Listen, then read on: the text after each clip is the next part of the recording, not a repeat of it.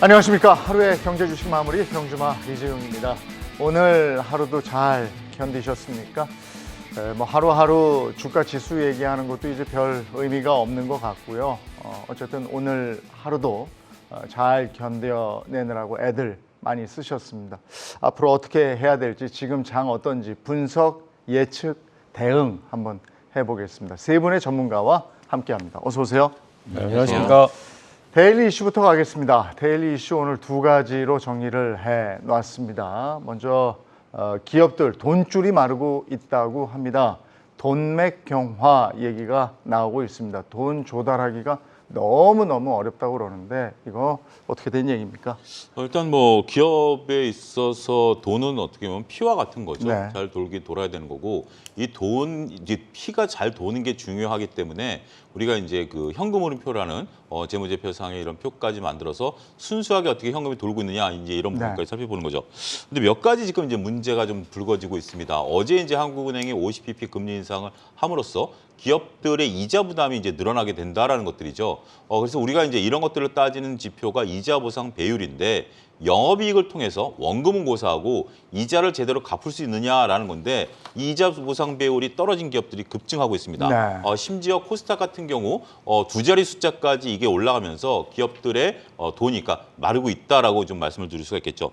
또 한 가지 최근에 나타나고 있는 특징 중에 하나가 2020년, 21년에 기업들이 자금을 조달하면서 소위 메자닌 채권을 발행한 것들이 있습니다. EB, CB 뭐 이런 것들인데요. 여러분들은 BW 뭐 이런 것들 익히 들으셨을 텐데, 이런 게 이제 나중에 주식으로 전환이 되는 조건으로 발행이 됐는데, 지금 최근에 안타깝게도 그런 기업들의 조기 상환 공시가 이제 봄을 터지듯이 하고 있습니다. 결국 주가가 떨어지다 보니까 이 채권이 주식으로 전환되지 않고 기업들에게 채권 상환 요구가 들어오는 거거든요. 따라서 일부 기업들 같은 경우 이것을 지금 상환 못하면 부도니까 이제 채권자들과 협의를 해서 상환하겠다라는 것들이 공실이 뜨고 있기 때문에 지금 뭐 대기업들 같은 경우는 뭐 그렇다 하더라도 특히 뭐 어제 오늘 많이 빠지고 있는 중소기업들 단에 있어서는 다양한 이유에 있어서 이자 부담이라든지 아니면 원리금 상환에 대한 부담, 이런 것들을 좀 여실히 느끼고 있다, 이렇게 말씀드릴 수가 있겠습니다. 금리 인상으로 그동안 가계 대출, 개인들의 돈이 마른다 뭐 이런 얘기 했었는데, 이제 기업들 자금에 비상이 걸렸다 이런 얘기를 하고 있습니다. 또 하나가 코스피 거래대금 1년 전에 비해서 42%나 줄어들었는데, 이것도 기업들의 자금 조달에 비상등이 커지는 원인이 된다면서요.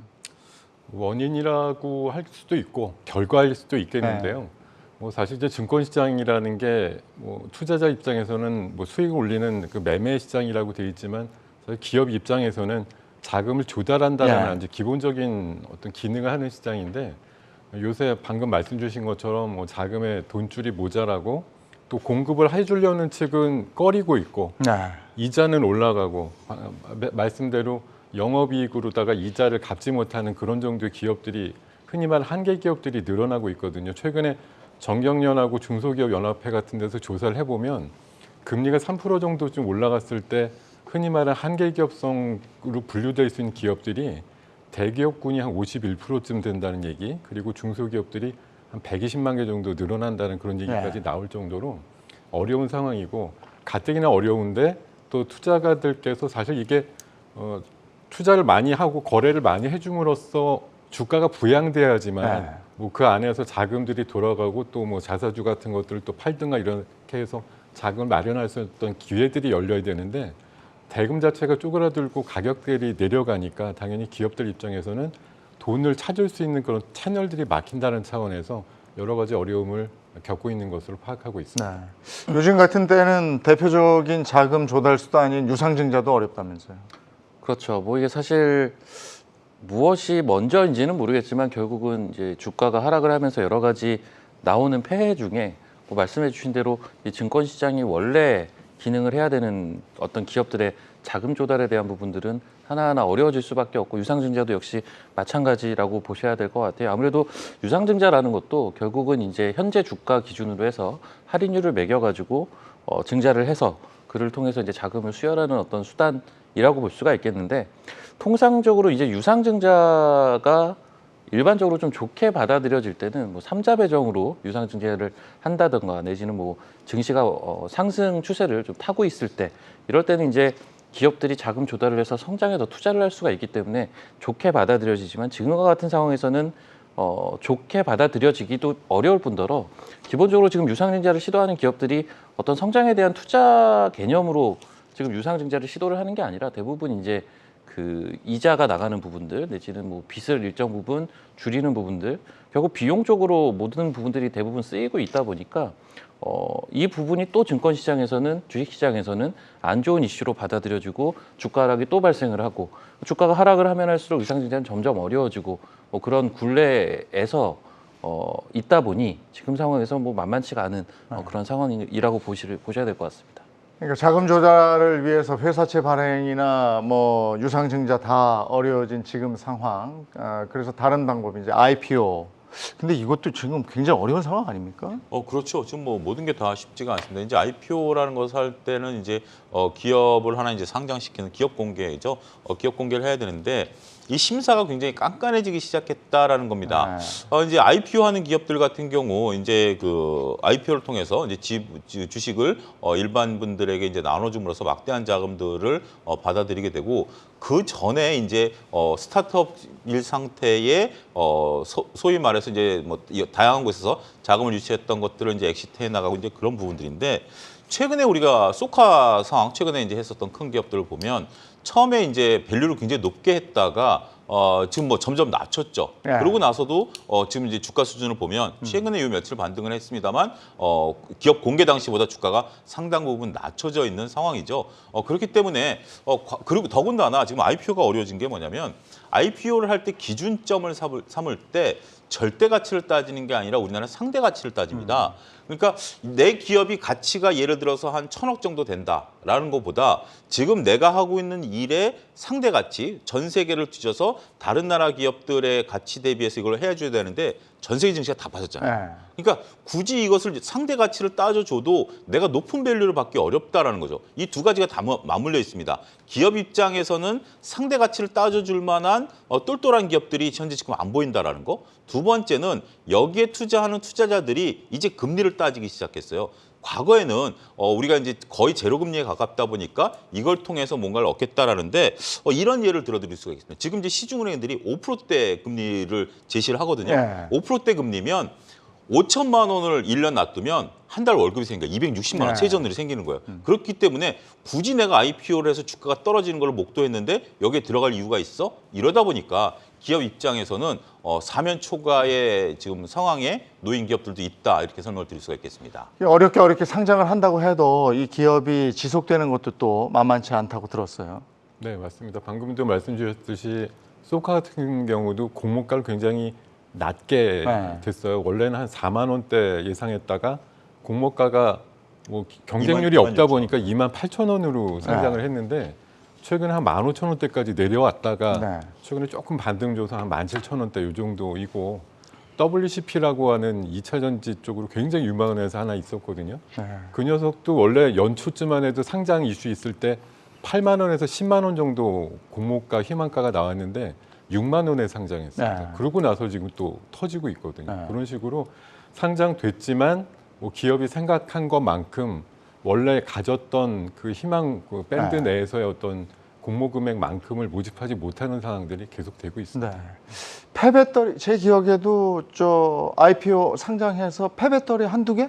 그 정도 되고 나머지는 다 안 된 거잖아요. 그렇죠. 거의 다 주가가 좋지가 못하고요. 최근 뭐 오늘도 이제 증시가 사실 급락을 했지만 오늘 시장에서도 이제 폐배터리 관련주들은 또 강했거든요. 그래서 그쪽 이슈가 붙은 뭐 지금 뭐 성일하이텍이나 뭐 이런 종목을 말씀하시는 거 세비캠이나 그 종목들은 그나마 셌고 앞서서 계속 말씀을 해주셨지만 참 이제 기업을 운영하는 입장에서는 상장을 언제 해야 되는지 이 상장 시기가 중요할 수밖에 없는 게 뭐 가장 최근에 이제 대여급으로 좀 상장을 한 게 말씀해주신 이제 뭐 소카라든지 WCP 같은 종목들인데 소카 같은 경우 보면 이게 작년에 밸류를 뭐 2조를 줘야 된다, 3조를 줘야 된다 이랬다가 올해는 이제 뭐 1조 몇천억 정도를 줘야 된다. 지금은 5천억 밸류거든요. 지금 실제적으로는 뭐 이런 모습들은 뭐 어쩔 수 없이 나타나는 현상들이다 보니까 앞서 뭐 유상증자 건을 말씀을 드리면서도 말씀을 드렸지만 결국은 주가가 하락을 하면서 나타난 여러 가지 폐해 중에 하나라고 보셔야 될 것 같아요. 그래서 이러한 현상들은 당분간은 좀 지속이 될 거고 그 와중에서도 당장 급한 작업이 필요하다면 IPO를 추진을 하겠죠. 네. 하지만 그런 여유가 좀 있다면 글쎄요 올해보다는 이제 내년이나 내후년 IPO를 노릴 가능성이 좀 높지 않을까 뭐 이렇게 보셔야 될 것 같습니다. 지금 사정이 이렇고 상황이 녹록지가 않다 보니까 다들 어려움을 겪고 있는데 증권가의 돈이 마르고 있다. 뭐 앞서 말씀을 드렸습니다만은 그래서 증권사들의 실적에도 비상이 걸렸다. 이 얘기가 나옵니다. 예, 이게 지금 상당히 아이러니인 게 뭐냐면 작년에 키움증권 기준으로 봤을 때 우리가 이제 소위 말해서 증권사랑 거래할 때 수수료를 내지 않습니까? 네. 이 수수료 수입보다 이자 수입이 더 많았어요. 무슨 얘기인가 하니 증권사가 그때 당시에 신용이 한 26조 까지 이제 자기 자본까지 이제 그 신용을 줄 수 있기 때문에 거의 모든 증권사들이 신용이 풀로 차다 보니까 근데 신용 이자는 우리가 이제 지금에야 금리가 뭐 4% 5%지만 그때 당시에도 신용 이자는 6%대부터 시작해서 네. 무려 12%까지 갔었거든요. 그러다 보니까 이제 신용 이자에 대한 수입이 높았었던 예. 게 사실입니다. 근데 최근에 많이 줄어서 신용이 16조까지 줄었습니다. 그러면 네. 대략 한 3분의 1 정도가 줄은 거죠. 네. 그런 상태라면 이자는 조금 더 증권사들이 이자를 좀 올려서 뭐 한 7, 8%씩 받는 것 같은데 이게 이자 수입이 줄어든 거죠. 네. 그러니까 상대적으로 지금 증권사들이 과거처럼 수수료 수입만 갖고 먹고 살기 뭐 여러분들 아시다시피 이제 뭐 거의 수수료 싸게 내시잖아요. 거기를과 반대로 신용 이자 수입이 높았었던 부분들인데 이게 이제 수입원이 막혔다라는 게 첫 번째 이유고요. 두 번째는 증권사의 이제 3대 업무 중에 하나가 자기 자금을 가지고 운용하는 그 운용 파트가 있습니다. 이것은 뭐 우리가 이제 고객 예탁금 갖고 하는 게 아니라 증권사 자본으로 운영하는 건데 여기서 수익이 안 나요. 네.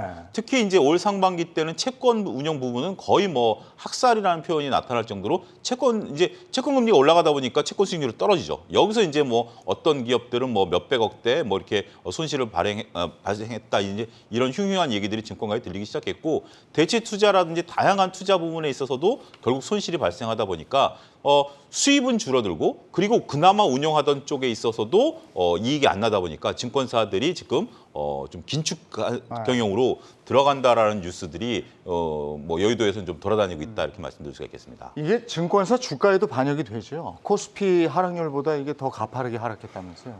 사실 증권사는 지난 뭐 최근 2년 사이에 장이 좀 급증했을 때도 네. 급등했어 해가지고 뭐 사상 최고가 흐름을 나타내기도 했지만 증권사 주가는 사실 사상 최고 흐름을 나타내지 못했습니다. 네. 사실 좀 여담이지만 제가 증권사 다니면서 한 10여 년 전쯤에 고객들한테 증권사 그 주식을 추천해 갖고 사들인 적이 있는데 네.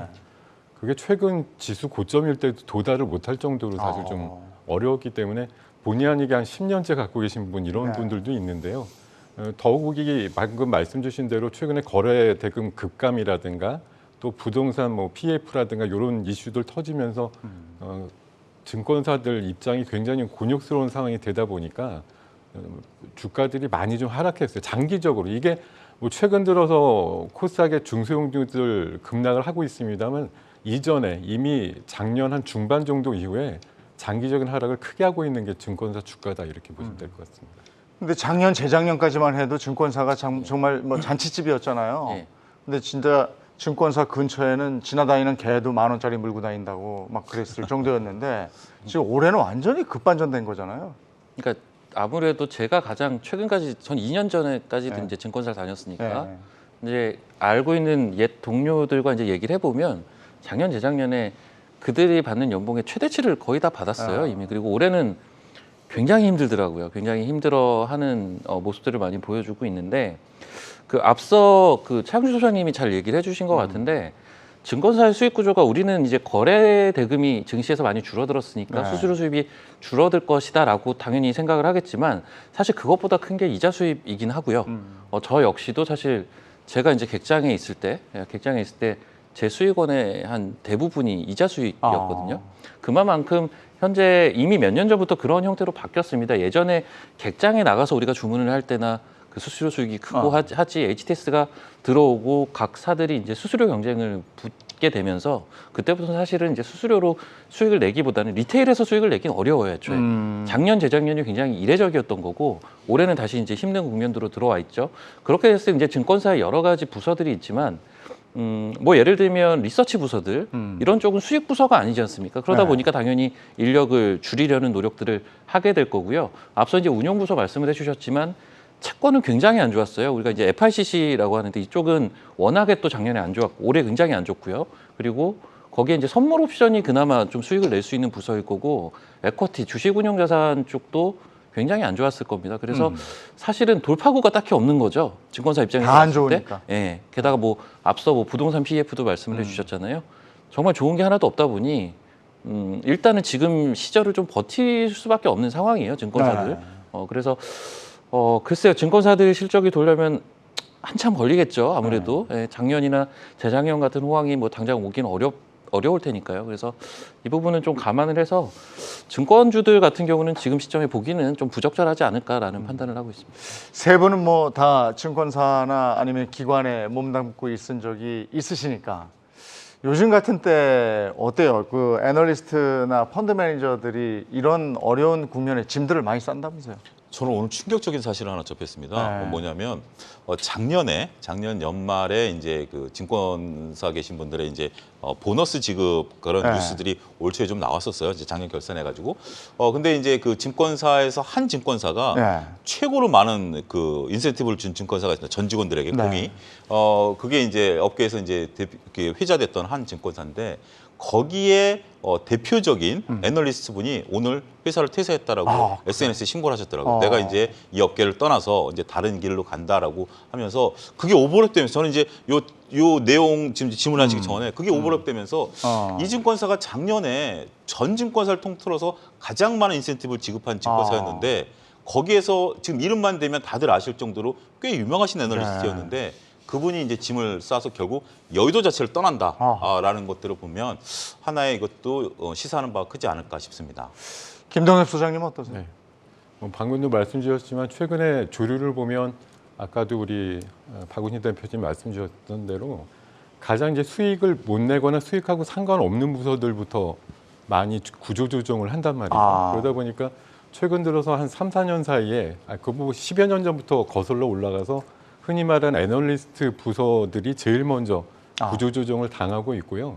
최근에 소형증권사들은 아예 애널리스트 조직 자체가 없고 오히려 최근에 이제 조류 중에 하나가 외부의 독립 리서치들이 좀 늘어나고 있어요. 그런 쪽하고 제휴를 해가지고 거기서 소스를 받아가지고서 고객들한테 제공한 그런 식의 이제 또 하나 이제 틈새 시장이 만들어질 정도로 옛날 같아서는 뭐 애널리스트 조직이 리서치 센터라고 해가지고 뭐 30명에서 많을 때는 한 100명, 200명까지 있던 조직도 있었습니다만 많이 위축이 됐고 떠났고 자문사라든가 또 기타 뭐 그런 유관기관 같은 데로 많이 나갔고요. 거의 이제 독립적으로 또 운영하는 그런 또 업체들이 늘어나면서 증권사 제휴관계 이런 것들이 늘어나는 것도 시장의 주류라고 볼 수가 있겠습니다. 박우신 대표는 네. 비교적 최근에 나오셨다고 그러는데 2년 전에 나올 때는 왜 나오신 거예요? 뭔가 새로운 일을 해보고 싶어서 저는 2년 전에 너무 힘들어서 나온 건 아니시죠? 그거는 아니었어요. 예. 근데 요즘에 후배들 전화 많이 안 옵니까? 많이 옵니다. 예, 많이 오는데 뭐라고 와요? 그러니까 오늘도 사실 경주마에도 나오신 분도 오늘 또 전화가 오시고 했어요. 다른 요일에. 네. 왜 전화가 왔는지 뻔하기 때문에 네. 전화를 사실 받지 않고요. 예. 그냥 카카오톡으로 대체를 했습니다. 죽지 말고 살아있으라고. 받아도 할 얘기가 별로 없죠. 네, 할 얘기가 없죠 지금 시장에. 우리 뭐 저 개인 투자자 여러분들만 힘들 게 아니시죠? 이렇게 저 기관이나 뭐 증권사에 있는 분들도 어두운 터널 같이 지나가고 있습니다. 자, 데일리 이슈 오늘 2개 꼽아봤습니다. 오늘 데일리 이슈는 돈줄 마르는 기업 그리고 증권사 현황에 대한 얘기였습니다.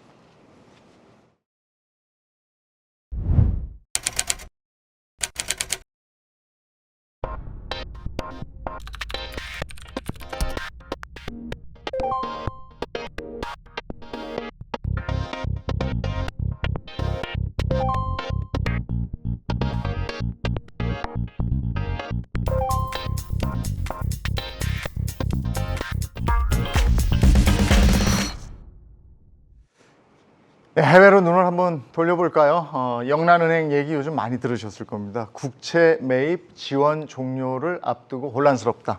이렇게 혼란스럽습니까? 일단은 뭐 시발점부터 보게 된다라면 영국이 이제 우리나라 돈으로 한 60한 9조 정도 네. 감세안을 발표를 했었죠. 그러다 보니까 이제 영국의 이제 국채가 이제 흔들리게 됐고 여기 파운드화가 이제 급락을 하게 됐죠. 그러다 보니까 영란은행이 이제 서둘러서 이것을 안정화시키기 위해서 우리나라 돈으로 한 100조 정도 돈을 쏟아부어서 채권을 매입하겠다라는 것을 발표를 했습니다. 근데 그때 당시에 이제 14일까지 하겠다라는 거였는데 이게 왜 갑자기 감세와 국채냐라고 이제 하실 텐데 감세안, 그러니까 지금 영국이 재정이 그렇게 좋지가 않은 상태에서 감세안을 발표하게 된다면 재정이 흔들릴 수밖에 없겠죠. 네. 그러면서 이제 금융시장에 혼란이 왔는데 이 혼란이 어떤 파장을 일으켰냐라면 영국도 우리나라와 같은 이제 국민연금이 있습니다. 그 국민연금도 국민연금이 이제 채권을 많이 보유하고 있는데 우리나라 국민연금도 우리나라 채권을 많이 보유하고 있죠. 근데 이 채권을 담보로 해서 파생 상품을 투자한 것들이 있었어요. 네. 그러면서 이제 파생 상품이 흔들어 버린 겁니다. 그러니까 소위 말해서 영국발 리만 사태가 발생하는 거 아니냐, 뭐 이런 얘기가 나오면서 흔들리기 시작하다 보니까 결국 국채를 매입해주면서 채권 시장의 안정세를 좀 나타내겠다라는 거였는데 일단 근데 영란은행은 선을 걷습니다. 우리가 14일까지 하기로 했으니까 14일 날 끝내겠다. 네. 내일이죠. 네. 내일까지 끝내겠다라는 것을 발표를 했고요. 그러면서 또 시장이 한 번 더 지금 흔들리고 있습니다. 시장에서는 이달 말까지라도 좀 해달라라는 네. 거였는데 어쨌든 뭐 여러 가지 관점이 있어요. 흔들리는 걸 막기 위해서는 이달 말까지 가는 건 해야 되지만 결국 또 투자와 연결된 거 아닙니까? 네. 이거를 또 나라가 책임진다라는 것도 또 어폐가 있기 때문에 서로 보는 시각이 다를 수는 있습니다만 14일 날 끝낸다라는 것이 다시 한번 영국발 지금 금융시장의 혼란 이걸 야기하고 있다라고 말씀드릴 수가 있겠습니다. 자, 이것도 있고 그다음에 생산자 물가지수 발표가 됐는데 생각보다 이게 많이 나왔다면서요. 이것도 우려를 자아내는데 어떻습니까? 네, 뭐 지금 매달 한 요맘때쯤 되면은 미국의 PPI라고 소위 불리는 생산자 물가지수 그리고 오늘 밤에 발표되는 그 소비자 CPI, 물가지수. 네, 소비자 물가지수가 아주 첨예한 관심사가 되는데 어젯밤에 발표된 PPI 생산자 물가지수가 예상보다 조금 높게 나왔고요. 8.5% 정도 나왔고 네. 전월 대비해서 0.4% 높게 나와서 이게 한 3개월 정도 느리지만 좀 내려가는 형태였다가 네. 3개월 만에 다시 높게 나온 거예요. 올라가는 식으로. 그러다 보니까 시장에서 좀 위축을 가져오는 것이 오늘 발표되는 CPI도 연동되는 거 아니야? 이런 지난달에 8.1 예상했다가 8.3 나오는 바람에 네. 한 번 더 시장이 경악을 발작을 했죠. 일으켰기 때문에 이번에도 또 8.1로 예상을 대부분들 기관이 하고 있는데 뭐 JP모건 같은 경우는 아예 가이드라인을 줬습니다.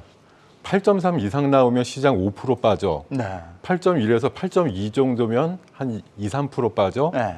7.9 나오면 2, 3% 올라. 네. 이렇게 지금 가이드를 해주고 있기 때문에 네. 오늘 아마 9시 반에서 10시 사이쯤 아마 나오는 걸로 알고 있는데요. 그 수치가 아마 글로벌 증시라든가 내일 아침 또 우리 아시아 증시에 네. 큰 영향을 줄 만한 상황이다라고 볼 수가 있겠습니다. 근데 이미 많은 사람들은 소비자 물가 기대할 거 없어 이러던데요. 그 무슨 얘기입니까? 이게 무슨 그러니까 의미입니까? 근원 소비자 물가 지수 자체는 네. 이번 지금 컨센서스가 전월 대비 상승할 것으로 보고 있어요. 네. 그러다 보니까 저번 달이나 전전 달보다는 기대치 자체는 많이 없는 상황인 건데요. 네. 근데 이제 날짜 이제 바로 오늘 밤이지 않습니까? 네. 오늘 9시 반 한국 시간으로 이제 발표를 하게 될 텐데 이 날짜 발표하는 날짜를 앞두고 지금 주요 IB들에서 나오는 얘기들을 보면 뭐 오늘 CS에서도 이제 그런 이야기가 나왔지만 사실 그 저번 달보다 증가할 것으로 0.2%포인트 증가할 것으로 보고 있지만 이게 더 증가할 것으로 지금 약간 시선들이 많이 옮겨가고 있기는 하더라고요. 아무래도 이제 오늘 우리 시장에서의 특히나 이제 코스닥 시장 쪽에서 좀 투매가 있었는데 그런 것들도 이런 것들에 대한 일정 부분에 또 매물 출회가 있지 않았을까라는 추측도 해보고 금일 뭐 선물 시장에서도 외국인들이 어마어마한 규모의 매도세를 좀 쏟아냈는데 우리나라 옵션 만기라는 특수성도 있었고 아무래도 이제 CPI를 앞두고 주요 IB들의 그런 전망들이 다소간에 좀 부정적인 흐름으로 많이 전개가 되고 있고 앞서 뭐 말씀해주신 뭐 8.3이 넘어가면 5%가 빠지고 8.1이나 8.2 정도면은 뭐 적당히 빠지고 뭐 그 이하면 이제 올라갈 수 있다. 뭐 이러한 논리들도 이제 하나둘 나오고 있는데 그만큼 지금 시장에 걱정은 좀 많이 있는 것 같습니다. 저번 달, 전저번 달보다도 이게 몇 번 당했잖아요. 똑같은 근데 패턴. 그럼 이거 선 반영돼 있는 거 아닙니까 지금? 그러니까 사실 우리가 이제 기대를 해볼 수 있는 건 정말 숫자가 잘 나오던가 진짜 7.9 기적의 7.9 한번 나와주던가 네. 아니면 또 기적의 선반영이 지금 다 돼 있든가. 나와주던가 뭐 해야 되는데 이 선반영이라는 건 사실 시장의 반응인 거잖아요. 네. 우리가 섣불리 예측하기는 참 어려운 국면인 것 같아요. 참 지금 국면이라는 게 그래서 오늘 우리 시장이 굉장히 아시아 증시에서도 많이 빠졌는데 글쎄요. 일단 오늘 9시 반에 구체적인 수치가 나와 봐야 이 부분은 좀 알 수 있지 않을까. 근데 지금 바이든도 갈피를 못 잡고 있는 것 같아요. 바이든은 경기 침체 안 온다 이렇게 호언장담했는데 살짝 올 수도 있다 이렇게 입장을 좀 바꾼 것 같거든요. 지금 이제 현상을 보면 이 세 가지 카테고리를 보셔야 될 것 같아요. 이제 바이든 대통령이 얘기하는 정치적인 영역, 네. 그다음에 이제 파월 의장이 하고 있는 그 연준의 영역, 그다음에 지금 벤 버냉키 전 의장도 한 말씀 네. 하셨어요. 요 세 가지로 좀 구분해야 된다라고 말씀드릴 수가 있겠는데 일단 파월 의장의 뜻은 확고하죠. 네. 일단은 금리를 이제 뭐 지금 우리가 이제 CPI를 보긴 하더라도 뭐 어쨌든 우리가 예측 가능한 범위 내에서 나올 것으로 보여지고 이 기조는 당분간 이어질 것이다. 파월 의장의 의지는 어쨌든 공고하죠. 근데 이 부분에 대해서 바이든 대통령이 동조하기가 상당히 어려운 게 지금 내년도 경기를 꺾어놓겠다라는 거 아니겠습니까? 네. 그런 상황에서 지금 중간 선거를 앞두고 있는 바이든 대통령이 경기 침체로 온다라고 얘기하기는 어려울 것 같아요. 그러니까 이제 어떻게 보면 이제 정치 영역이죠. 지금 어제 이제 우리 이주열 한은 총재도 이제 중요한 말씀을 하셨는데. 기자분의 어떤 질문에 있어서 지금 이렇게 가계부채 문제가 심각한데 예. 언제까지 금리를 올릴 것이냐. 그러면 우리나라 지금 이제 한 38만 가구가 한계에 도달했는데 이거 문제 어떻게 해결할 거냐 하니까 선을 딱 그었어요. 나는 한국은행 총재로서 우리나라 경제를 상황하는 거지 이거는 정부가 해야 될 몫이다라고 선을 그었거든요. 그러니까 그렇게 지금 이제 바이든 대통령과 파월 의장이 서로 말하는 시선이 다르다. 이게 네. 다른 얘기가 아니라 시선이 다르다. 여기에 이제 지금 유엔의 그 무역산하국하고 버냉키 의장이 하는 얘기는 금리를 너무 급속도로 올리면 전 세계 경기에 파장이 올 것이고 특히 신흥국이 굉장히 힘들어질 것이다라는 얘기들을 지금 지속적으로 쏟아내고 있거든요. 그러니까 지금 현상은 어쨌든 미국은 경기가 너무 좋습니다. 우리가 고용 지표에서도 확인했다시피 한 가지 지금 이제 저도 그런 질문을 받는데 아니 이렇게 금리를 세게 때리고 주가가 빠지는데 미국은 왜 이렇게 소비가 안 꺾여?라는 질문들을 받거든요. 예. 근데 미국은 지금 고용이 좋다 보니까 과거에 고용을 못했었던 사람들이 이제 월급 받으니까 좋은 거예요. 이제 소비도 좀 하고 하다 보니까 이 지표들이 다 잘 나옵니다. 이런 상태에서 파월 의장은 뭐 경기를 꺾어 놓겠다라는 것이고 여기에 이제 킹달러가 되다 보니까 일부 이제 경제 전문가들이 좀 우려서를 나타내는 것이죠. 이 흐름들을 읽어내셔야 된다라는 거죠. 지금 이제 바이든 대통령의 속내는 오히려 이거보다 더 심기가 불편한 것은 사우디 쪽일 것 같아요. 네. 사우디에 대해서 뭐 얘기가 나오는 건데 감산하고 말 안 듣는다 이거. 말 안 듣는다는 건데 어쨌든 이제 중간 선거까지는 바이든 대통령의 어떤 정치적인 발언, 네. 그러니까 발언의 의미를 정치적에 있다 이렇게 봐야 되지 않을까 싶습니다. 자, 영국, 미국 상황 한번 훑어봤고요. 이번에는 국내 증시 상황으로 돌아오겠습니다. 다들 속상하시고 이거 어떻게 해야 될지 모르겠고 물타도 끝은 안 보이고 이렇습니다. 어떻게 예측하세요? 4분기 코스피 하방이 지금 열려 있다 이런 얘기 많이 듣는데 어디까지 열려 있는 겁니까? 2,000 밑으로 가진 않겠죠? 뭐 진짜 2,000m 생각하기가 굉장히 괴로운데 뭐 얼마 전에 또 JP 모건이 한번 등장합니다만 네. 뭐 철석같이 2,000은 하방의 최후 보루다 뭐 이렇게 얘기를 했고 네. 내년 상반기 정도의 코스피 목표치를 뭐 2,600선으로 본다라고 얘기를 해서 이제는 한국 주식 살 때다라고 얘기를 하고 있습니다만 뭐 그때도 이제 제 생각은 근데 한 번은 더 내려갔다가 온다는 거 아니야 이제 이런 이제 좀 우려가 좀 있었는데요. 뭐 어저께인가요? 그 자산운용사 한 6군데를 대상으로 한 설문조사도 보면 하나같이 바닥을 2,000이라고 해놨더라고요. 네. 그러니까 그래서 이번 사이클이 사실 얼마 전에 9월 말에 2,134에서 바닥을 잡고 한 100포인트쯤 올랐거든요. 근데 여기서 또 이제 또 아까운 이 지수를 반쯤 까먹고 2,100대 또 중반 정도까지 또 내려왔어요. 이번 사이클이 원래는 투자가님들이 많이 기대했던 거는 한 2,300선 언저리까지는 올라갔다가 내려올 때 좀 덜어야지 이렇게 좀 생각하고 계셨을 것 같은데 그거에 또 미달되게 여러 가지 이슈들이 몰리면서 2,300선을 가지 못하고 밀리다 보니까 불안감이 좀 커지신 것 같고요. 지금 제가 봤을 땐 2,000을 만약 뭐 내려본다라고 하면은 사실 그때 되면 심리적인 뭐 지금도 신용잔고도 줄어들고 반대 매매도 나오고 있습니다만 표면적으로 아주 정신 못 차릴 정도의 그런 상황들이 한번 겹치게 되면 순간적으로 흔히 말하죠. 순간적으로 밀렸다가 꼬리가 달리는 그런 날이 나올 텐데 순간적인 저점은 뭐 2,000을 살짝 하회하는 수준도 가능하지 아. 않을까요?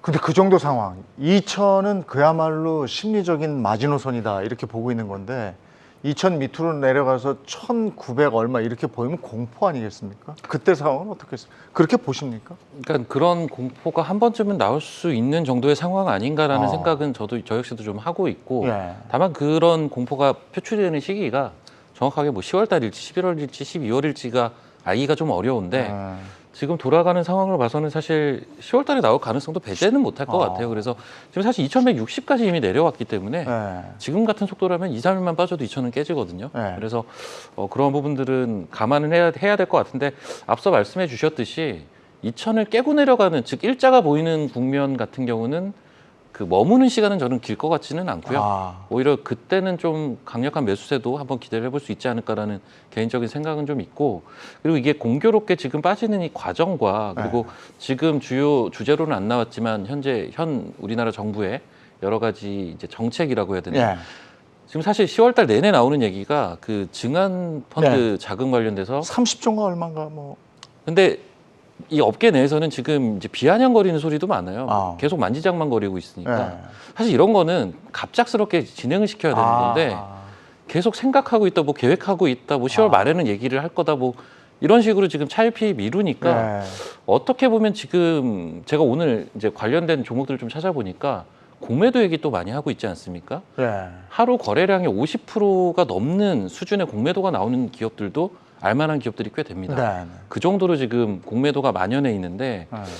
글쎄요 지금 시장 체력이 이렇게 빠져 있는 상황에서 이제 뭐 공매도를 일단 금지를 시키고 일시적으로 예. 그다음 증안 펀드를 투입하는 이 절차를 가야 되는데 너무 표를 많이 보여주고 있는 게 아닌가 시장에 이러한 정책은 갑작스럽게 해가지고 시장에 이제 어떤 반응을 좀 이끌어내야 된다라고 저는 보는데 지금 뭐 10월 말쯤에 구체적으로 얘기를 할 것이다라고 하니까 그러면 10월 말까지는 빼도 되겠네라는 생각을 저는 할 수도 있을 것 같고 뭐 이것도 뭐 제 그냥 개인적인 생각이지만 그래서 이런 것들이 글쎄 어떤 이제 2,000을 만약에 깨고 내려간다면 또 시기가 그때랑 맞물려질 수도 있을 것 같기는 해요. 이런 게 이제 투입이 되고 그래서 이제 어떤 이벤트적으로는 정책적으로 제가 좀 말이 좀 정리는 안 되는 것 같은데 어떤 국내 자체적인 트리거가 좀 발생이 돼줘야 된다. 공매도 일시 금지라든지 증화펀드 투입 요 시기 그리고 이제 해외 쪽에서는 뭐 아시겠지만 역시 긴축에 대한 부분들이 좀 누그러져야겠죠. 그래서 이제 오늘 밤에 발표될 CPI나 이런 게 중요하겠죠. 그래서 지금 대표님 말씀은 그 저는 정리가 되는데요. 네, 예. 그 2,000 정도까지는 한번 간다. 갈 가능성이 갈 가능성이 높다. 않을까라는 이런 생각을 말씀이신 합니다. 거고 예, 예. 그때 가서 이제 증안 펀드가 좀 투입이 되는데 그 전에 선행되는 것은 공매도가 일시적으로라도 중지가 돼야 예. 증안 펀드가 힘을 발휘하는 것이지 공매도 살아있는데 증안 펀드 들어오면 공매도 다 뒷돈 대주고 끝나는 거다. 그러니까 지금 보면 우리나라 공매도의 한 75%가 외국인이거든요. 네. 그리고 이제 불법 공매도는 대부분이 또 외국인인데 오늘 시장에서도 보셨지만 외국인들이 선물을 막 2만 개씩 때려버리면 공매도 하기 되게 좋은 환경을 네. 외국인들이 스스로 만들어 놓고 네. 외국인들 공매도를 때리고 이걸 받아주는 매수세가 없는 상황인 네. 거예요. 그래서 글쎄요, 빨리 정책적인 좀 그런 것들이 선행이 네. 돼야 되지 않을까. 근데 여기서 네. 봐야 될 게 뭐냐면 지수 왜곡이 좀 벌어지고 있는 것도 보셔야 돼요. 그러니까 우리가 2,160인데 2,160이 아닌 게 네. 지금 SK하이닉스랑 삼성전자가 살아있거든요. 네. 특히 SK하이닉스 같은 경우 V자 차트를 모양을 하면서 네. 안 빠졌어요. 네. 그리고 LG엔솔까지 이 3인방이 지수를 붙잡고 있습니다. 코스피는. 그러니까 코스닥 같은 경우는 낙폭이 굉장히 커지지만 네. 코스피는 지금 2,160이지만 요 세 개를 빼버리면 심리적으로 거의 2,000선까지 온 거예요. 근데 만약에 지수가 네. 2,000선, 이 SK 지수가 밀리려면 지금 대장주인 SK하이닉스, 삼성전자, LG엔솔이 빠져줘야 되는데 네. 이게 빠지게 된다면 개별 종목들은 지금 50주 신저가에서 거의 1,900, 1,800까지 심리적으로 밀린다라고 보는 거죠. 네. 지금은 2,000이 중요한 게 아니라 네. 개별 종목 단에 있는 움직임들을 봐야 된다라는 거예요. 여기서 만약에 2,000이 깨진다라고 한다면 SK하이닉스가 지금 같은 수준에서 2,000이 깨진다? 그럼 다른 종목들은 네. 이건 더 지금 간단한 문제가 아닙니다. 그렇게 보셔야 되지 않을까 싶습니다. 그러니까 어떻게 보면 이미 2,000은 뭐 그렇게 돼 있다. 그렇죠. 예. 코스닥을 비교해서 보시면 네. 지금 이제 코스피 2,160이 네. 괴리율이 너무 벌어진 거죠. 자, 겁납니다. 하단이 지금 이렇고 하방이 그냥 그대로 열려 있는 듯한 느낌으로 세 분 얘기해 주신 거고 그렇다면 만약에 이제 다시 전진한다면 이제 뭐 한번 2,000 정도 가서 만약에 1,900 뭐 이렇게 했다가 다시 올라간다면 이제 올라가야 되는 거잖아요. 그렇다면 그때는 어느 정도 보시는 거예요? 상방 그러니까. 일단 지금 상단. 당장 이제 지금 촘촘히 보셔야 되는 게 내일 아침에 이제 코스닥에 반대매가 네. 많이 나갈 거거든요. 네. 그게 이제 지난 화요일 날 빠졌던 게 내일 반대매 나간 게 네. 오늘 일단 물량이 출회됐기 때문에 이런 물량들이 일단 좀 소화돼야 되는 네. 전제 조건들이 있어요. 그리고 박우진 대표님 말씀하신 것처럼 증환기금이라든지 공매도 이런 것들이 있어야 되는데 요게 일단 슈팅이 나타나기 시작한다라면 일단 그래도 저항대로 본다라면 2,300 저항대는 일단 또 2,300. 뚫어줘야죠. 예, 지수상으로 본다 하더라도. 요 그래서 정도. 일단 수급 일단 안정 찾고 그 다음에 이제 지수 저항대 뚫어주고 이런 어떤 차근차근 네. 스케줄을 밟아가셔야 되지 않을까 싶습니다. 이렇게 이제 하여간 뭐 2,300 정도까지 갈 때도 이렇게 되면 주도주는 이제 대형주들. 지금 당장은 대형주일 가능성이 높고요. 높다. 우리가 최근에 좀 태저이방원 같은 경우 오늘 방산주 꺾이는 거 봐가지고는 이게 지금 새롭게 네. 다시 나서기에는 네. 수급상 꼬여 있다 이렇게 좀 봐야 될 것 예. 같습니다. 자, 같은 질문입니다. 상단 어떻게 보십니까? 제가 뭐 개인적으로 생각하는 우리나라의 이제 흔히 말하는 적정 코스피라고 하는 건 물론 여러 가지 변수가 섞여 있지만 한 2,500선 정도가 아주 그냥 그 흔히 말하는 골디락스 지수라고 저는 생각하고 있거든요. 그래서 지금 2,100대 중반이라고 하는 건 뭐 말 그대로 뺄셈을 해보면 네. 한 300포인트 정도 사실 과매도 국면이라고 생각을 해요.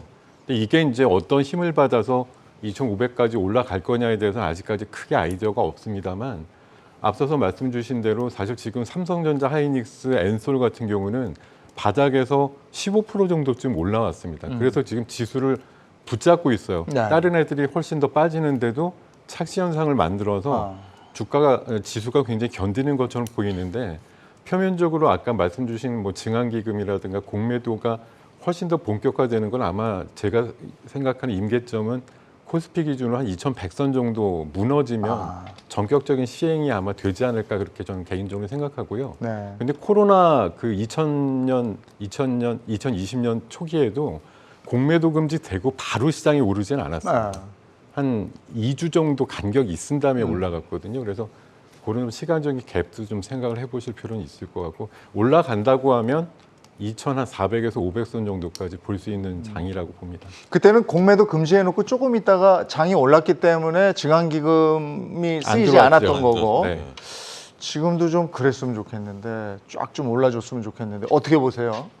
대표님? 올라갈 수 있는 지수요. 예, 올라가서 상단을 예. 일단 일시적으로라도 올라가는 상단 어느 정도면 좋을까? 그러니까 오늘 그런 질문을 제가 개인적으로 좀 받았던 네. 게 한번 생각해 볼 만한 문제인 게 만약에 지금 시점에 들고 있는 주식을 지금 2160포인트 이 레벨에서 들고 있는 주식을 1년 정도 내가 그냥 들고 간다라고 했을 때 예. 지금보다 훨씬 나은 환경에서 뭔가 물량을 줄인다던가 할 수 있는 기회가 없을까요?라는 질문을 받았어요. 그러니까 굉장히 지금 너무 답답한 거죠. 매일 빠지니까. 네. 매일 빠지니까 너무 답답하니 이제 사실 이 질문에 대한 답은 어떻게 보면 뻔하지만 그거보단 위에 있을 기회가 분명히 있지 않겠습니까? 1년이라는 시간을 우리가 줬을 때는 그만큼 좀 과매도가 되어 있는 구간은 맞는데 우리가 이제 보면 뭐 개별적인 주식들도 그렇고 이제 증시 지수도 마찬가지인데 어떤 하락 추세에 접어들고 온갖 악재들이 쏟아지고 큰 그림으로 봤을 때는 그때 주식을 샀어야 되는데 네. 라는 생각을 하지만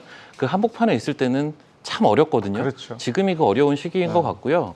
그리고 이제 하나 생각을 해보셔야 될 건 이 단기적으로 어떤 좀 큰 충격파를 받아서 하락을 할 때 보면 마지막 하락에서의 그 변동성이라는 게 되게 무섭습니다. 과거에 금융위기 때도 그랬고 금융위기 때도 1000포인트를 깨고 내려가는 이 파동이 굉장히 짧고 굉장히 강하게 표출이 됐었거든요. 그래서 그런 식이 한번 나올 수 있다라는 아까 우려를 좀 말씀을 드렸던 거고요.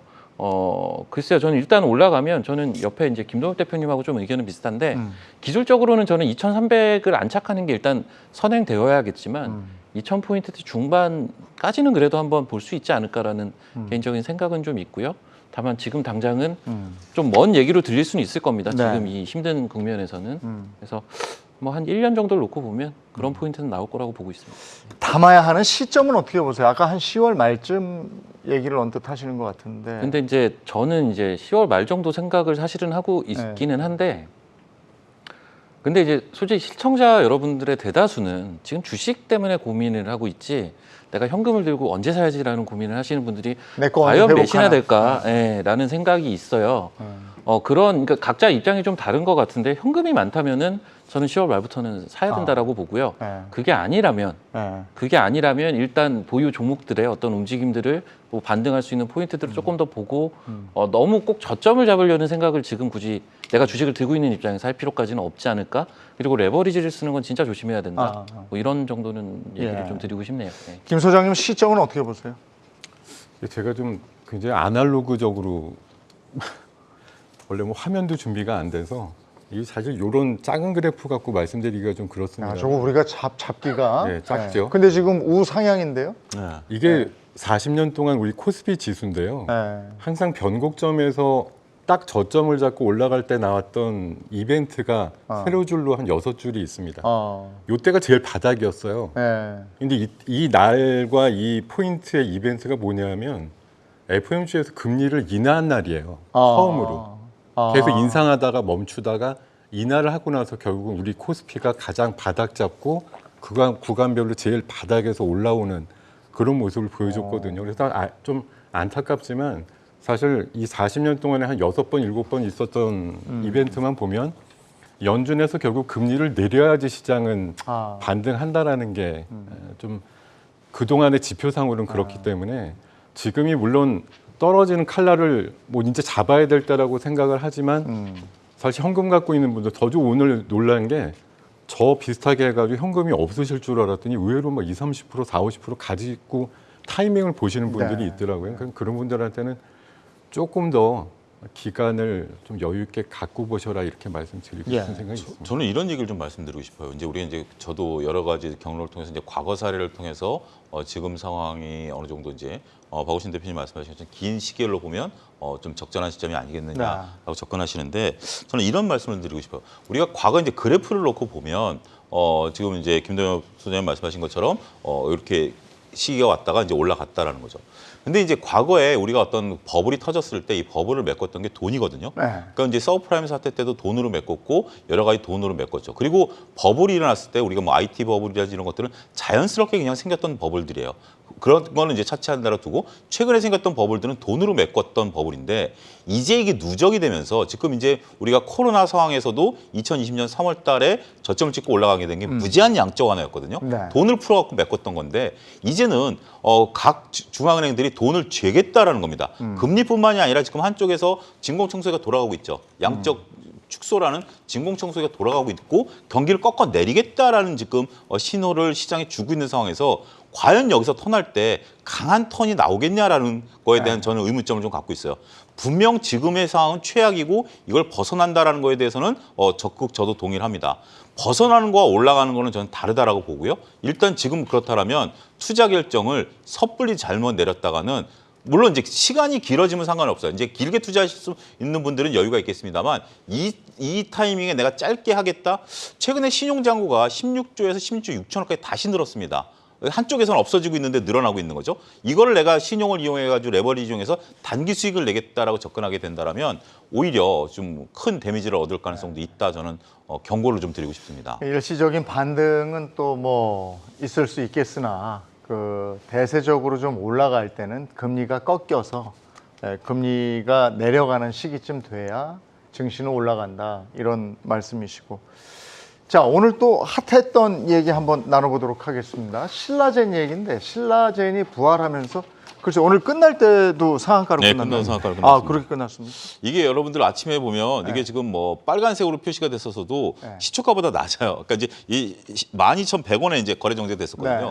그게 이제 저도 아침에 솔직히 몰랐던 건데 이게 오름은 이게 그 동시호가 때 호가를 접수해서 시초가를 결정한 거였습니다. 그게 이제 어떻게 되냐면 2배까지 그리고 빠지는 건 50%까지 빠지는 걸로 해서 거기서 이제 호가 접수를 했는데 8천 얼마인가에 이게 붙었어요. 8천 얼마 거기서 이제 30% 위아래가 이제 결정이 되다 보니까 이제 그렇게 결정이 된 거죠.